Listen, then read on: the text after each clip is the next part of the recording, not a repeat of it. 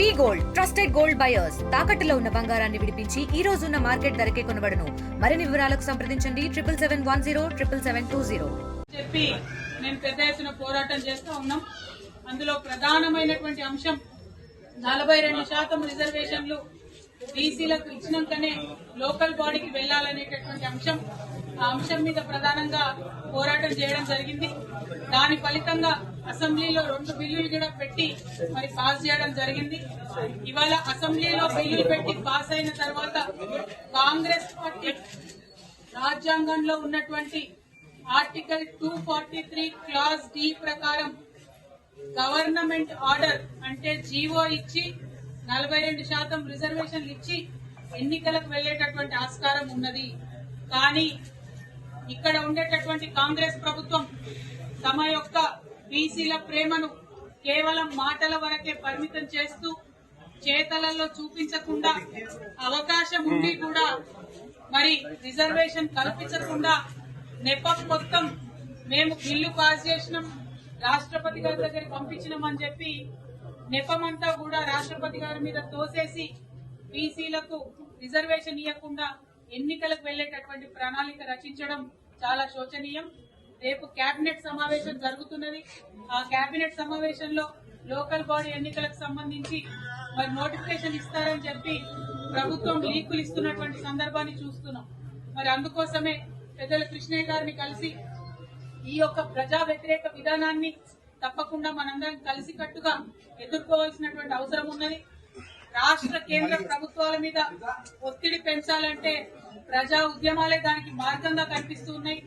మరి రైల్ రోకో అనేటటువంటి నినాదంతో ఔరేక్ దక్కా బీసీ బిల్ పక్కా దానికోసమే రైల్ రోకో చేయాలనేటటువంటి ఒక మార్గాన్ని ఎన్నుకొని పెద్దలు ఆర్ కృష్ణయ్య గారి మద్దతు కోరడానికి తెలంగాణ జాగృతి తరఫున నేను, యునైటెడ్ కూలీ ఫ్రంట్ తరఫున కన్వీనర్ శివశంకర్ గారు మరి మొత్తం అన్ని డెలిగేషన్ గా కూడా అందరం కూడా వారి దగ్గరికి రావడం జరిగింది. మరి వారిని మేము రిక్వెస్ట్ చేస్తా ఉన్నాం, మీరు ఇన్ని సంవత్సరాలు ప్రజా ఉద్యమాలు నిర్మించడం వల్ల ఇప్పుడు ఏ పెద్ద నాయకుడిని చూసినా ఆర్ కృష్ణయ్య గారు ఉత్తరం ఇస్తేనే మేము హాస్టల్లో చేరి చదువుతున్నామని చెప్పేవాళ్ళు ఈ రాష్ట్రంలో ఉమ్మడి రాష్ట్రాల్లో అనేక మంది నాయకులు ఉన్నారు. మరి అటువంటి నాయకులు ఉన్నటువంటి సందర్భంలో మీరు ఒక్క మాట చెప్పి ఈ ప్రజా ఉద్యమానికి మద్దతు ఇవ్వాల్సిందిగా మిమ్మల్ని కోరడానికి ఇక్కడికి రావడం జరిగింది. పెద్దల ఆర్ కృష్ణయ్య గారిని మాట్లాడవలసిందిగా నేను విజ్ఞప్తి చేస్తాను. రేవంత్ రెడ్డి గారు చట్టసభ స్థానిక సంస్థల లోపల బీసీ రిజర్వేషన్ 42% పెంచుతూ అసెంబ్లీలో బిల్లు పాస్ చేశారు. ఆ బిల్లు తర్వాత ఆయన రాజ్యాంగంలో ఏముంది 243D6 లో క్లియర్ గా మెన్షన్ చేశారు. స్థానిక సంస్థల రిజర్వేషన్ల శాతాన్ని బీసీల శాతాన్ని నిర్ణయించే అధికారము రాష్ట్ర ప్రభుత్వానికి రాజ్యాంగమే ఇచ్చింది. దాన్ని పక్కకు పెట్టి సైడ్ లైన్ చేసుకుంటా ఇష్యూ డైవర్ట్ చేసుకుంటా కేంద్రం మీద నెట్టడానికి ప్రయత్నం చేస్తాం. కేంద్ర ప్రభుత్వం ఎప్పుడు వస్తుంది? నువ్వు బిల్లులు యువ తెచ్చి యువను ఎవరైనా ఛాలెంజ్ చేస్తే హైకోర్టు సుప్రీంకోర్టు ఛాలెంజ్ చేస్తే అక్కడ కేసు ఓడిపోతే అప్పుడు రాజ్యాంగ సవరణ కోసం ఎస్సీ ఎస్టీల ప్రమోషన్ల రిజర్వేషన్లలో అదే పరిస్థితి సుప్రీంకోర్టు ఎప్పుడైతే తిరస్కరిస్తుందో జడ్జిమెంట్ ఇచ్చినప్పుడు రాజ్యాంగ సవరణ. తమిళనాడులో అక్కడ విద్యా ఉద్యోగ రిజర్వేషన్ 49% పెంచినప్పుడు సుప్రీంకోర్టు దాకా కేసు పోయింది. హైకోర్టు సుప్రీంకోర్టులో కేసు పోతే అక్కడ కేసు ఓడిపోతే అప్పుడు 9వ షెడ్యూల్ లో పెంచారు. ఇప్పుడు కూడా బీహార్లో కూడా పెంచారు. అక్కడ హైకోర్టు వచ్చింది, సుప్రీంకోర్టు కేసు నడుస్తుంది. అది కొట్టేస్తే అప్పుడు రాజ్యాంగ సవరణ కోసము 9వ షెడ్యూల్ కోసం పోతారు. అవన్నీ పక్కదారి పట్టించి ఇష్యూ డైవర్ట్ చేసి పెంచాలనే చిత్తశుద్ధి ప్రభుత్వానికి ఉంటే ఖచ్చితంగా మీరు జీవో తీయాలి. జీవోను ఛాలెంజ్ చేస్తే మీరు కొట్లాడతారు, మేము కొట్లాడతాం, అన్ని పార్టీలు కూడా కొట్లాడతాయి. ఇది ప్రజా ఉద్యమంగా మారిపోతుంది. ఇష్యూ మీ మీద ఎందుకు బదనాం చేసుకుంటారు? మీరు నిజంగా పెంచాలని ఇప్పుడు మీ మీద బదనాం ఉంది. మీరు చిత్తశుద్ధి లేదు ప్రభుత్వానికి. మీకు నచ్చితే జీవో తీసి 42% ఎన్నికలకు పోతే మీ మీద భయం ఉండదు. హైకోర్టు సుప్రీంకోర్టు ఎవరైనా పోతే అక్కడ కేసు గెలిచే అవకాశం. గతంతో ఇప్పుడు భిన్నమైన పరిస్థితులు, జనాభా లెక్కలు ఉన్నాయి. అసెంబ్లీలో బిల్లు పాస్ అయింది. 50% క్యాబ్ ఏదైతే సీలింగ్ ఉందో అగ్రవర్ణాలకు 10% ఇచ్చినప్పుడు సుప్రీంకోర్టు జడ్జిమెంట్ లో కామెంట్ చేసింది. పరిస్థితులకు అనుగుణంగా సరైన జనాభా లెక్కలు సరైన కారణాలు ఉంటే రిజర్వేషన్లు పెంచుకోవచ్చని తీర్చిచ్చింది. కాబట్టి బలమైన అడ్వకేట్లను ఇచ్చి గెలిపిస్తే చేతి గెలుస్తాయి. ఒకసారి మీరు ఇట్లా రిజర్వేషన్ పెంచకుండా పోతే బీసీలకు చారిత్రక దూరం అవుతుంది. బీసీ సంఘాలు బీసీ నాయకులందరూ మనం గమనించాలి. సబ్జెక్టు మీద పర్ఫెక్ట్ ఆలోచన చేయాలి. ఇప్పుడు కవితమ్మ గారు పెద్ద ఎత్తున మనకు అండగా మద్దతుగా వచ్చి ఉద్యమాలు చేస్తున్నారు. బీసీలందరూ కూడా మనం ఆమెకు మద్దతు ఇచ్చి మనం కూడా పెద్ద ఈ సమస్యను ప్రజా ఉద్యమంగా మార్చవలసినటువంటి అవసరం. ప్రజా ఉద్యమంగా మార్చకపోతే బీసీలు చారిత్రకంగా చాలా అన్యాయం గురవుతారు. ఇక ముందు కోర్టులు ప్రభుత్వాలు అన్ని కూడా బీసీలకు వ్యతిరేకంగా నిర్ణయాలు తీసుకునే ప్రమాదం. కాబట్టి బీసీలు జాగ్రత్తగా ఇది ఒక చారిత్రక సందర్భం వచ్చి ఈ సందర్భం లోపల మనం కరెక్ట్ గా నిలబడి పోరాడకపోతే భవిష్యత్తులో మన తరాలందరికీ అన్యాయం జరుగుతాయి. ఇప్పటికే 76 ఏళ్ల నుంచి అన్యాయం జరుగుతూ వచ్చాయి. కోర్టు తీర్పులు అన్యాయం చేశాయి, కేంద్ర ప్రభుత్వాలు అన్యాయం చేశారు. ఇప్పుడు అవకాశం వచ్చింది, రాష్ట్రంలో బీసీ వాదం బలంగా ఉంది. ఇట్లాంటి సందర్భంలో కుల సంఘాలు, బీసీ సంఘాలు, బీసీ నాయకులు అందరూ కూడా కలిసికట్టుగా మీరందరూ కుల సంఘాలు కానీ బీసీ సంఘాలు కానీ బీసీ నాయకులు పార్టీలో ఉన్న పార్టీ బయట ఉన్న ఇంకో చారిత్రక సందర్భం వచ్చింది.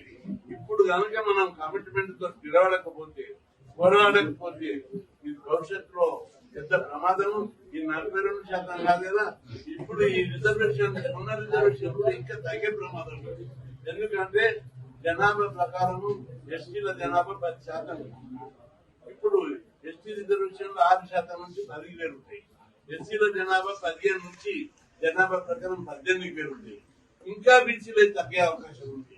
50% సీనియర్లు కోర్టు తీర్పు సంఘాల పరంగా తెగించి పోరాడాలి. గతం లోపల మండల్ కమిషన్ అప్పుడు రిజర్వేషన్ల మీద సుప్రీంకోర్టు చేయించి అప్పుడు పెద్ద ఎత్తున 2 సార్లు రాష్ట్ర బంధు జరిపాం.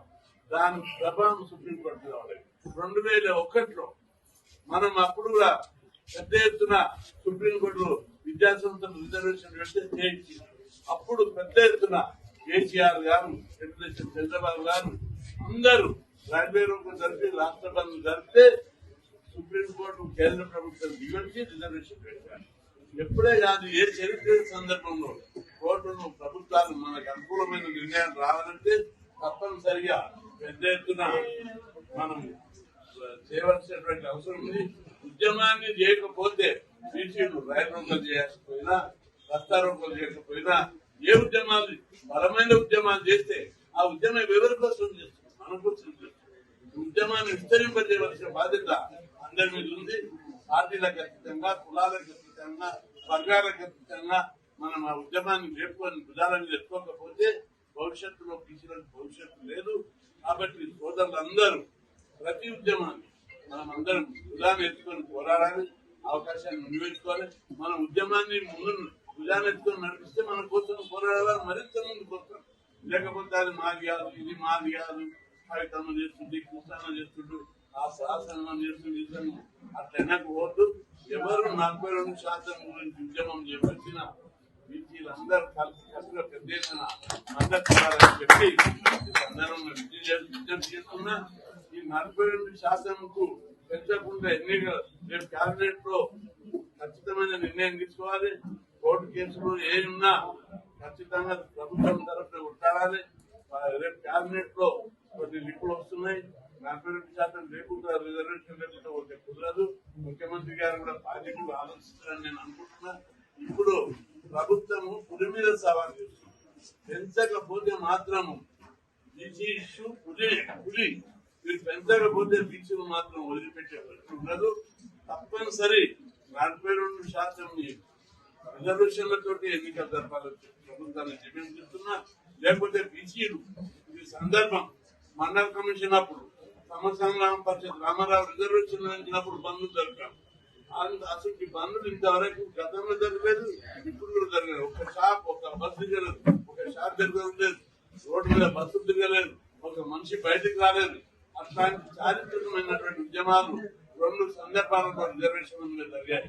86లో రామారావు 44% గెలిచినప్పుడు బలమైన ఉద్యమాలు చేశాం. మన్నెం కమిషన్ అప్పుడు బలమైన ఉద్యమాలు చేశాం. అదేవిధంగా 2007లో బలమైన రస్తారోకులు బంధులు జరిపాం. అంతే ఇప్పుడు ఇంకా చైతన్యం ఎక్కువైంది. చదువుకున్న ఫీజు రియంబర్స్మెంట్లు, హాస్టళ్లు, గురుకులాలు పెట్టడంతో చదువుకునే వర్త ఇంకా పెరిగింది. కాబట్టి చదువుకున్న ప్రతి యువకుడు మీరందరూ మన మోరల్ సామాజిక నైతిక బాధ్యత తిరిగి ఈ ఉద్యమంలో పాల్గొనడానికి మీ సోషల్ మీడియాలో మీ సెల్ ఫోన్లలో పెద్ద ఎత్తున జరపాలని చెప్పి చూస్తున్నాం. కాకపోతే రాష్ట్రంలో యుద్ధమే జరుగుతుందని చెప్పి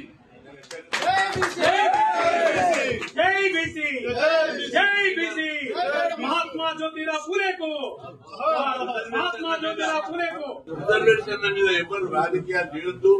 రిజర్వేషన్ల మీద పబ్లిక్ రాంగ్ డైవర్ట్ చేయొద్దు. తప్పనిసరిగా 42% ఇప్పుడు వస్తాయి. వచ్చే వరకు కూడా వదిలేది లేదు. ఎందుకంటే ఓట్లలో గెలుస్తాం. గెలవకపోతే రాజ్యాంగాన్ని సాధిద్దాం. ఆల్రెడీ అన్ని పార్టీలు అసెంబ్లీలో బీఆర్ఎస్, బీజేపీ, మజ్లీస్, కాంగ్రెస్ అందరూ ఏకగ్రీవంగా బీసీ బిల్లును పాటించారు. అన్ని పార్టీలు కూడా సుముఖంగా ఉన్నాయి. కేంద్ర ప్రభుత్వం కూడా దిగొస్తుంది. మనమందరం గట్టి ఉద్యమం చేస్తే తప్పనిసరి ప్రధానమంత్రి కూడా దిగొస్తారని నేను అనుకుంటున్నా. ఇప్పటికే జనాభా లెక్కల అమిత్ షా కలిసినప్పుడు నేను నచ్చ చెప్పినప్పుడు ఆయన వెంబడి అనౌన్స్ కూడా చేశాడు. కాబట్టి ఇక్కడ కూడా రిజర్వేషన్ల మీద పాజిటివ్ గానే వాళ్ళ దిగొస్తారు, స్పందిస్తారు. అది కూడా మనం ఉద్యమిస్తే తల్లి కూడా పిల్లలకు ఎప్పుడు పాలిస్తుంది, ఏడ్చి బెదిరిస్తే ఇస్తుంది. మనం కూడా బీసీల ఉద్యమం చేస్తేనే కేంద్ర ప్రభుత్వం కానీ రాష్ట్ర ప్రభుత్వం కానీ దిగొస్తుంది. మనం ఏడవకుండా ఉద్యమాలు చేయకుండా మనకు ఎవరు పెట్టారు. ఇప్పుడు వచ్చిన స్కాలర్షిప్ కానీ, గురుకులాలు కానీ, ఫీజు రియంబర్స్మెంట్ కానీ ఒట్టిగా రాలేదు. పెద్ద పెద్ద ఉద్యమాలు చేసాం. అసెంబ్లీ మీద దాడి చేసాం. తెలుగు సంక్షేమ భవనం మీద దాడి చేసాం. సచివాలయాన్ని ముట్టడించినాం. ఇట్లా ఎన్నో మిలిటెంట్ ఉద్యమాలు చేస్తేనే దేశంలో ఎక్కడైనా స్కీములు మన దగ్గర ఉన్నాయి. కాబట్టి ఇప్పుడు కూడా బీసీ ఉద్యమం బలంగా ఉంది. కాబట్టి మన రాష్ట్రం దేశానికి ఆదర్శం కావాలి. ఈ బీసీ ఉద్యమంతో రాష్ట్ర కేంద్ర ప్రభుత్వాలను పోరాడి వాళ్ళు 42% సాధించుకున్నారని అన్ని రాష్ట్రాలు కూడా మనం పూర్తిగా తీసుకొని పోరాడితే వాళ్ళ రాష్ట్రాల్లో కూడా వెళ్తాయి. కాబట్టి తెలంగాణ పోరుగడ్డ, ఈ పోరుగడ్డలో పుట్టిన ప్రతి బిడ్డ పౌరుషం కలిగినటువంటి బిడ్డ. కాబట్టి మనకు వచ్చిన అండదండను అన్నింటినీ ఉపయోగించుకొని ఉద్యమాన్ని ముందుకు తీసుకుపోవాలని చెప్పి బీసీలందరికీ విజ్ఞప్తి చేస్తున్నాను. For latest updates on India-Pakistan tensions, download RTV Live app.